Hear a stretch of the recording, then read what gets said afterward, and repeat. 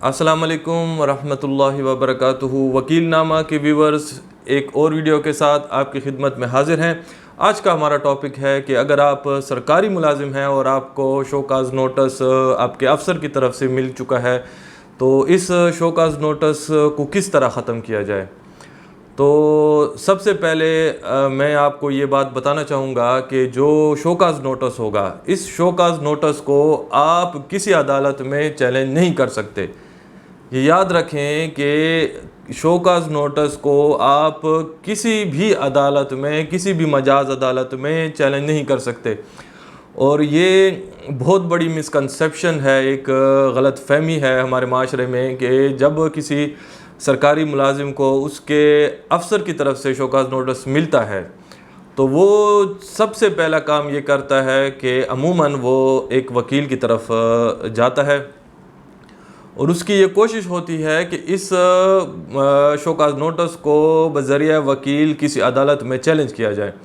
तो काइंडली ये वीडियो आप ही के लिए बनाई गई है और आपकी आगाही के लिए बनाई गई है। कल को ऐसा ना हो कि आप किसी जगह पे पैसे भी लगा लें और आपका काम भी ना हो।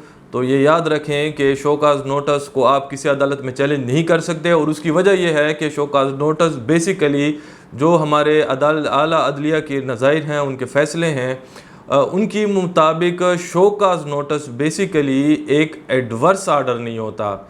वो सिर्फ़ एक आपको आपके अफसर की तरफ से नोटिस होता है कि आपके ख़िलाफ़ ये एलिगेशंस हैं, आप इसका जवाब अंदर इतने दिन दे दें। यानी आपके ख़िलाफ़ फ़िलहाल कोई ऐसा आर्डर नहीं आया, एडवर्स आर्डर, जो आपके मफादात के ख़िलाफ़ हो।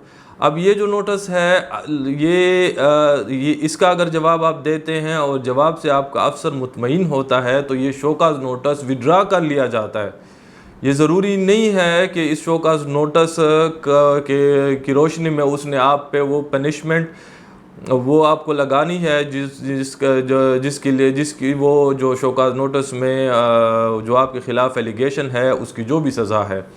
तो काइंडली याद रखें, इसलिए यही वजह है कि चूँकि अभी तक फ़िलहाल आपके ख़िलाफ़ कोई एडवर्स आर्डर नहीं होता, ना टर्मिनेशन का, ना डिसमिसल और ना रिमूवल का, ना आपके ख़िलाफ़ आपकी इंक्रीमेंट स्टॉप होती हैं, ना आपको डिमोट किया जाता है।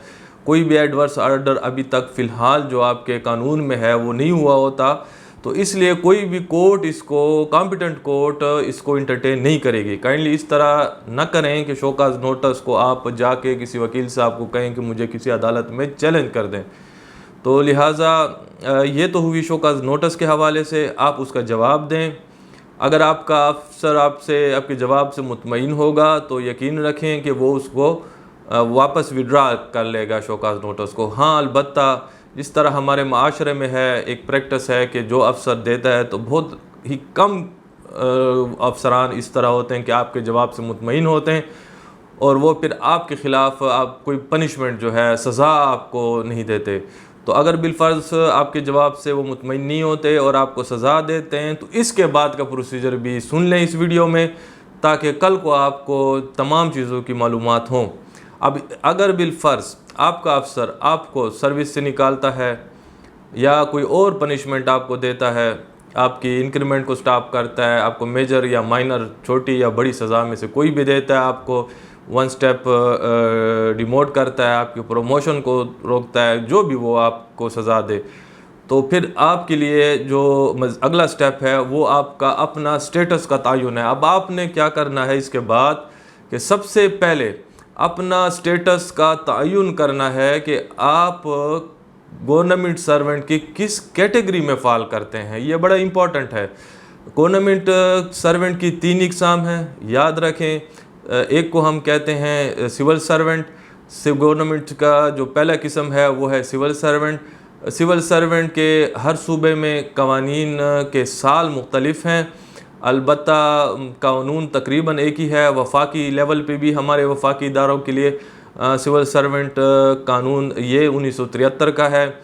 इसी तरह पंजाब और बलूचिस्तान में ये कानून सिविल सर्वेंट एक्ट का 1974 का है, और सिंध और KPK में ये कानून 1973 का है।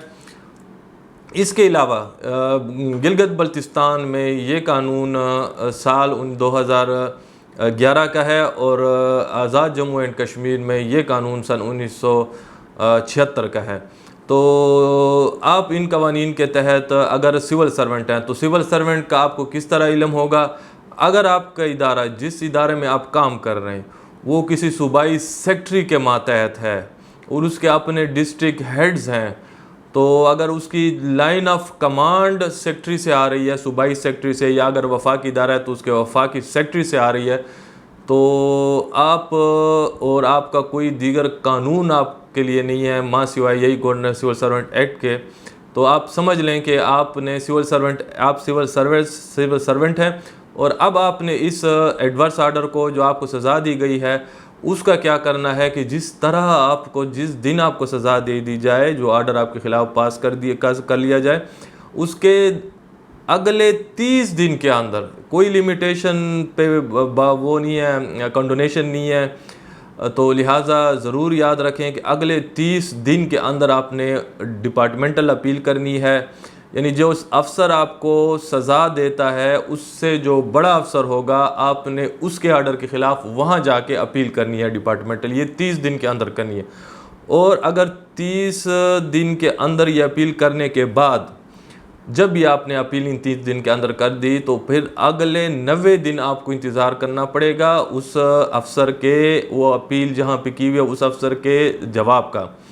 अगर उस अफसर का जवाब आपको आ जाता है इन 90 दिन के अंदर, कहीं भी आ जाता है, 10 दिन बाद, 20 दिन बाद, 5 दिन बाद, 2 महीने बाद, और वो आपकी अपील को खारिज करता है, तो ऐसी सूरत में आपने क्या करना है कि जिस दिन उसका आर्डर होगा, उसके आइंदा अगले 30 दिन के अंदर आपने सर्विस ट्रिब्यूनल जाना है।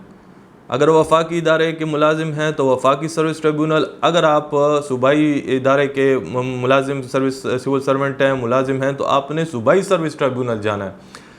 तो ये याद रखें कि हाँ, अलबत्ता अगर उसका जवाब अफसर साहब का आपकी अपील के ऊपर 90 दिन के अंदर कोई जवाब नहीं आता, ना वो मंजूर करता है, ना वो खारिज करता है, तो ऐसी सूरत में 90 दिन मुकम्मल होने के बाद, जिस दिन आपके 90 दिन मुकम्मल हो जाएं, उसके अगले 30 दिन के अंदर आपने सर्विस ट्रिब्यूनल जाना है। तो ये ज़रूरी है और इंशाअल्लाह फिर वहाँ पे आपका, फिर ट्रिब्यूनल में आपकी अपील जमा होगी, फिर उसका आपकी डिपार्टमेंट से जवाब मांगा जाता है, फिर वो जवाब को हम कमेंट्स कहते हैं। फिर आपका वकील अगर समझेगा कि इसकी रिजाइंडर की ज़रूरत है, बुल जवाब की ज़रूरत है, तो वो दिया जाता है। उसके बाद उस पर बहस होती है, फाइनली आर्गू होने के बाद उस पर ऑर्डर होता है। ये थी सिविल सर्वेंट, जो गवर्नमेंट सर्वेंट की पहली किस्म है। अब एक शख्स सिविल सर्वेंट नहीं है, वो एक ऑटोनोमस इदारे का मुलाजिम है, एक खुद मुख्तियार इदारे का या नीम खुद मुख्तियार इदारे का मुलाजिम है। जिस तरह ट्रस्ट्स होते हैं, बोर्ड्स होते हैं, इसी तरह ऑटोनोमस दीगर इदारे इंस्टीट्यूशंस हो जाती हैं।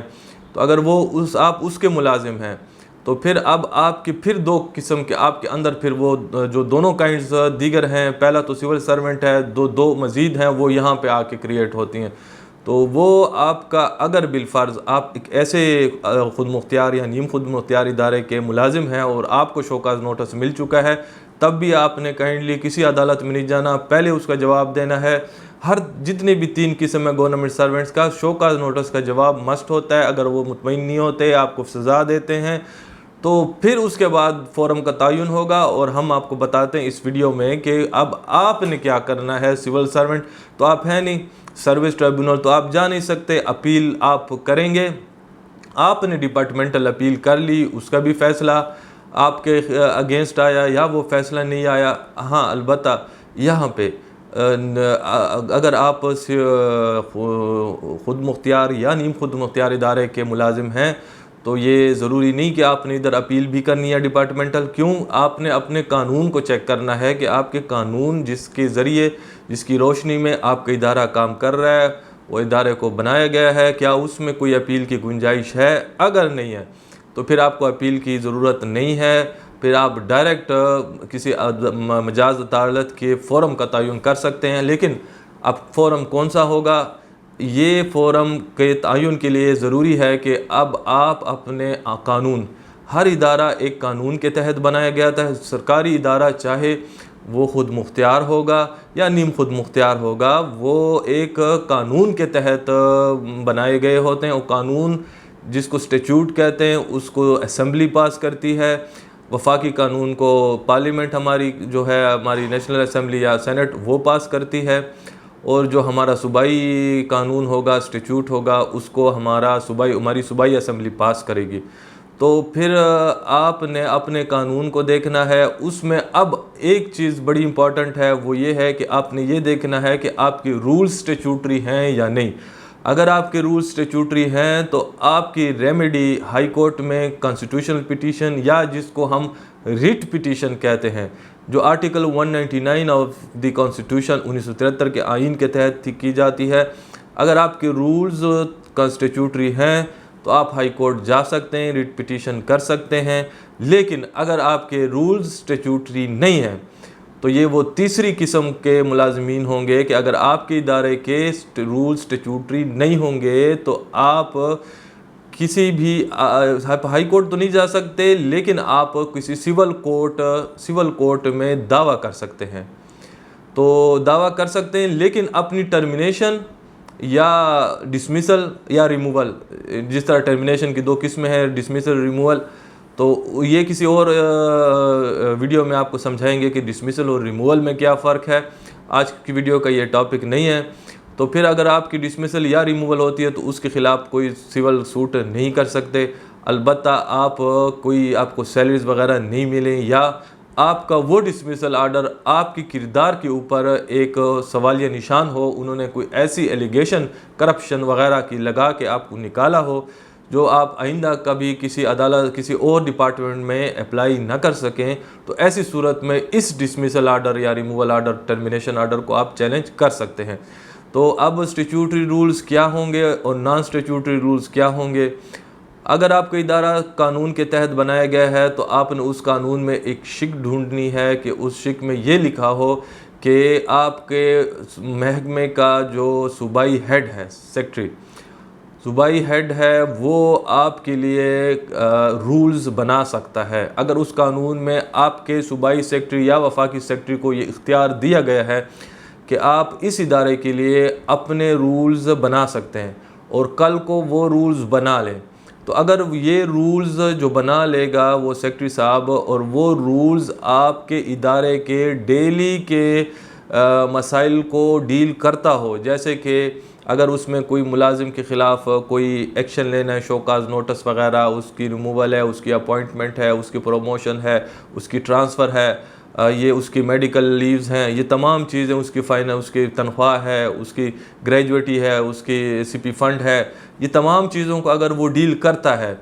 अगर वो उस स्टैट्यूटरी रूल्स, वो रूल्स जो उसके सेक्रेटरी साहब ने उस कानून के तहत बनाए हैं, अगर ये रूल्स उसके इन तमाम चीज़ों को कवर करता है तो ये रूल्स उस इदारे के लिए स्टैट्यूटरी रूल्स होंगे। लेकिन अगर वो रूल्स तो बनाता है, लेकिन वो रूल्स जो हैं वो उसके बुनियादी ज़रूरी जो डेली उनके रोज़मर्रा की चीज़ें उसको कवर नहीं कर रहा, तो ये स्टैट्यूटरी रूल्स नहीं है। हालांकि वो रूल्स भी हैं और उस कानून में इख्तियार दे के भी उसने बनाए हैं सेक्रेटरी साहब ने, लेकिन चूँकि वो रूल्स उसके बुनियादी जो ज़रूरियात हैं डे टू डे के, उसको डील नहीं कर रहा। जैसे कि मिसाल के तौर पर उसमें ब्रॉडर लाइंस हैं। ब्रॉडर लाइन से मुराद ये है कि अगर बिलफर्ज एक बोर्ड है तो उसके डायरेक्टर्स को किस तरह अपॉइंट किया जाएगा, या वो फिर उसके बोर्ड ऑफ गवर्नर्स हैं तो उसके बोर्ड ऑफ गवर्नर्स को किस तरह अपॉइंट किया जाएगा, या उसके बोर्ड का सेक्रेटरी किस तरह अपॉइंट किया जाएगा, या उनकी तनख्वाहों के बारे में हो। हाँ, और उनके जो अंदर मज़ीद एम्प्लॉइज़ हैं उनके ट्रांसफ़र, प्रमोशंस वगैरह, और ये उनकी अपॉइंटमेंट के तरीक़ेकार और उनके ख़िलाफ़ एफिशिएंसी एंड डिसिप्लिन कोई कार्रवाई करना, तो इन तमाम चीज़ों का उधर अगर मेंशन नहीं है तो फिर ऐसी सूरत में ये जो रूल्स होंगे ये बने तो स्टैट्यूट के उस सेक्शन के नीचे सेक्रेटरी साहब ने, लेकिन चूंकि उनके तमाम एम्प्लॉइज़ के सर्विस स्ट्रक्चर को डील नहीं कर रहे तो ये रूल्स जो होंगे ये स्टैट्यूटरी नहीं कहलाएंगे और ये नॉन स्टैट्यूटरी होंगे। तो जो रूल्स स्टैट्यूटरी होंगे उसको आप चैलेंज कर सकते हैं, कहाँ पे? हाई कोर्ट में, रिट जुरिस्डिक्शन में। लेकिन जो रूल स्टेचूटरी नहीं होंगे, जो आप एम्प्लॉइज़ के हवाले से ज़्यादा आपके सर्विस स्ट्रक्चर के हवाले से कोई इमदाद नहीं दे रहे, तो ऐसे रूल्स नॉन स्टेचूटरी हैं और आप हाई कोर्ट में कोई writ petition, constitutional petition article 199 के नीचे याद रखें नहीं कर सकते। आप काइंडली किसी वकील साहब के पास इस सोच और नज़रिए से न जाएं कि आपके नॉन स्टेचूटरी रूल्स के हवाले से वो आपको डायरेक्ट हाई कोर्ट, अमूमन हमारे पास लोग आते हैं, उनकी ख्वाहिश होती है कि हमें हाई कोर्ट लेके जाएं, आप उधर ही रिट पिटीशन करें। और उसकी वजह ये होती है कि हाई कोर्ट में ज़रा रैपिड आपका तेज़ी से काम हो जाता है, आपकी फ़ौरन पेशी लग जाती है, आपको उधर से इंटरम रिलीफ अगर ऑनरेबल कोर्ट समझती है आपको दे देती है, तो फिर वहाँ और सिविल सूट में आपको पता है कि दीवानी दावा जिसको हम कहते हैं उर्दू में, उसमें सालों लग जाते हैं। तो ऐसी सूरत में वो हमारे पास जो लोग आते हैं वो यही सोचते हैं, यही कहते हैं, लेकिन अनफॉर्चुनेटली अगर कोई आपके साथ इस तरह करेगा तो वो मेरे ख़्याल में अपने पेशे से भी वो बददियानती करेगा। ऐसी कोई लॉ में प्रोविज़न नहीं है। इस पे सुप्रीम कोर्ट के 2017 में 2 फैसले आ चुके हैं, ये अगस्त सुप्रीम कोर्ट के आप इस तरह के उसमें रूल्स में फिर आप कॉन्स्टिट्यूशनल पिटीशन, रिट पिटीशन नहीं कर सकते, सिविल सूट कर सकते हैं। तो फिर काइंडली वकला साहिबान को इन्फोर्स न करें, क्योंकि मैं आपको वो लॉ बता रहा हूँ कि जिसके तहत कल को वकील साहब ने भी जाना है, और ये करके भी वकील साहब फिर आपके सामने शर्मिंदा हो या आप उनके सामने शर्मिंदा हों कि वकील साहब को आपने कहा था, तो आपके पैसे भी लग गए, आपका टाइम भी ज़ाया हुआ, आपका केस भी नहीं हुआ। तो ये वीडियो आपकी 3 कैटेगरीज़ के लिए था। बुनियादी तौर पर जो गवर्नमेंट सर्वेंट्स के 3 की इकसाम है, जिसको हम एक को सिविल सर्वेंट कहते हैं, एक वो मुलाजमीन जिसके रूल्स स्टेचूटरी हों, एक वो मुलाजमीन जिसके रूल्स नॉन स्टेचूटरी हों। ये 3 ही ब्रॉडर कैटेगरीज़ के मुलाजमीन हैं हमारे मुल्क में। तो इसके अलावा भी एक आध कैटेगरी इतने वो हैं को स्टैंडिंग आर्डर्स के ज़रिए हमारे काम कर रहे हैं, वो उसको हम जो है उनके NIRC जो होता है या लेबर कोर्ट होता है, वहाँ पे आप चैलेंज करते हैं। तो लेबर कोर्ट का जो लॉ है किसी और कानून में लेबर कोर्ट और NIRC को कवर करेंगे और उसमें बुनियादी फ़र्क बताएंगे कि NIRC क्या है, उसमें कौन से मार्क में चल के मुलाजमीन जा सकते हैं, और लेबर कोर्ट क्या है और उसमें कौन से मुलाजमीन, किस इदारे के मुलाजमीन जा सकते हैं। तो वो एक सेपरेट टॉपिक है। अमूमन जो 3 कैटेगरीज थी वो मैंने इस वीडियो में कवर करने की कोशिश की है। उम्मीद है कि आज की वीडियो आपको पसंद आई होगी। अगर पसंद आई है तो नीचे दिए गए सुर्ख बटन जिस पे सब्सक्राइब लिखा होगा उसको क्लिक करें और वीडियो को लाइक करें और अपने दोस्तों के साथ शेयर करें, ताकि जितने ज़्यादा लोगों को इन मालूमात की आगाही होगी उतना ही लोग किसी से धोखा नहीं खाएंगे। लिहाजा आज की वीडियो के लिए इतना ही, आपसे इजाज़त चाहते हैं। अल्लाह हाफिज़। पाकिस्तान जिंदाबाद।